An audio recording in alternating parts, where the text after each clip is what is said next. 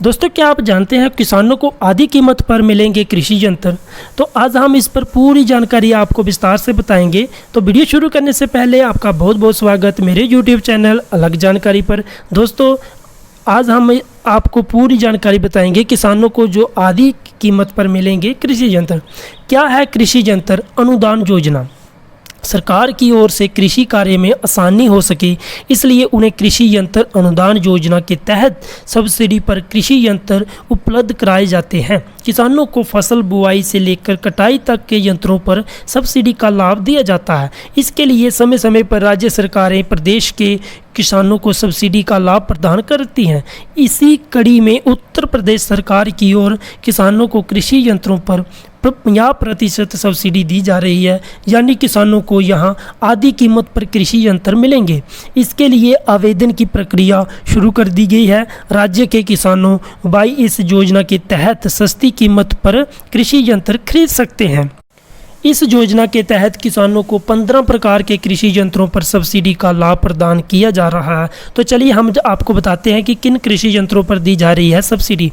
उत्तर प्रदेश कृषि विभाग की ओर से राज्य के किसानों को अभी 15 प्रकार के कृषि यंत्रों पर सब्सिडी दी जा रही है। इनमें happy seeder, super seeder, zero till seed, कम fertiliser, drill, shrub master, paddy स्ट्रैपर, raider, thresher, मलियर, rotary slasher, hydraulic reversible, MB plough, पेल्डिंग machine, crop rear, straw ripper, straw rack, rear कम बाइंडर यंत्रों पर सब्सिडी दी जा रही है।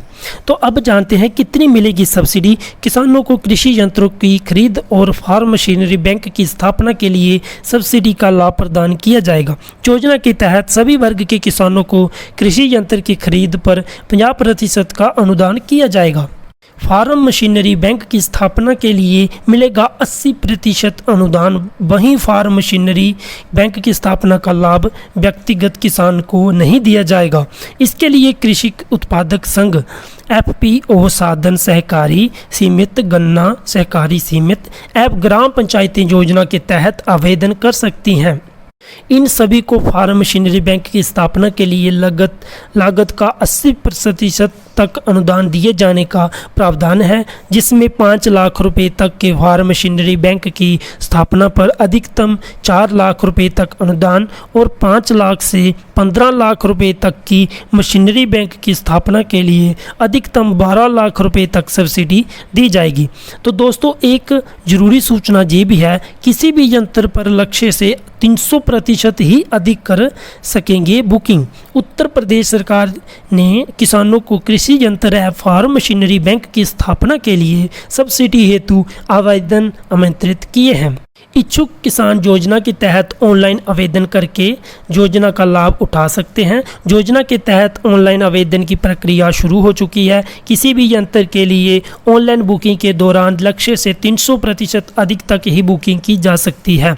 तो दोस्तों, अब हम बात करेंगे कृषि यंत्रों पर सब्सिडी के लिए कितनी जमा करानी होगी राशि। सब्सिडी पर कृषि यंत्रों की खरीद के लिए किसानों को पहले ऑनलाइन बुकिंग करानी होगी। बुकिंग कन्फर्म होने पर किसानों को जमानत राशि जमा करानी होगी। ये राशि अलग अलग प्रकार के कृषि यंत्रों के लिए अलग अलग तय की गई है। इसके लिए सभी प्रकार के मशीनों के लिए जमानत राशि को 2 भागों में बांटा गया है।